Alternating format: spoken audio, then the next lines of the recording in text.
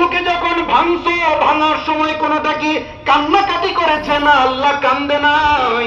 কোনোটা কি দৌড়া পালাইছে? না, আল্লাহ পালায় নাই। আল্লাহ পাক বললেন, ওরে নূহ, তুমি এমন কিছু মাটির জিনিসপত্র বানাইছো যেগুলার মধ্যে রূহ দাও নাই, যেগুলার মধ্যে চক্ষু দাও নাই, কান দাও নাই, মুখ দাও নাই। এগুলোকে ভাঙার সময় কোনোটা কান্নাকাটি করেও নাই, কোনোটা দৌড়ায় পালাও নাই।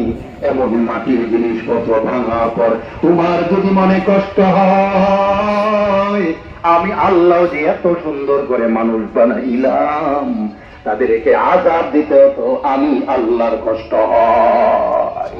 তুমি তো দোয়া করে বলেছ আল্লাহ সব ধ্বংস করে দেন, আমার কি কষ্ট হয় না?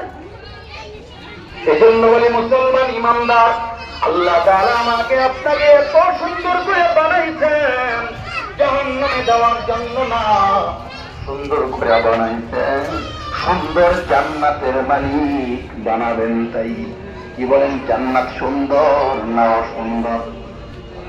জান্নাত সুন্দর না অসুন্দর? আল্লাহর রাসূল বলেন, স্বয়ং রব্বুল আলামিন হাদিসে কুদসিতে বলেন,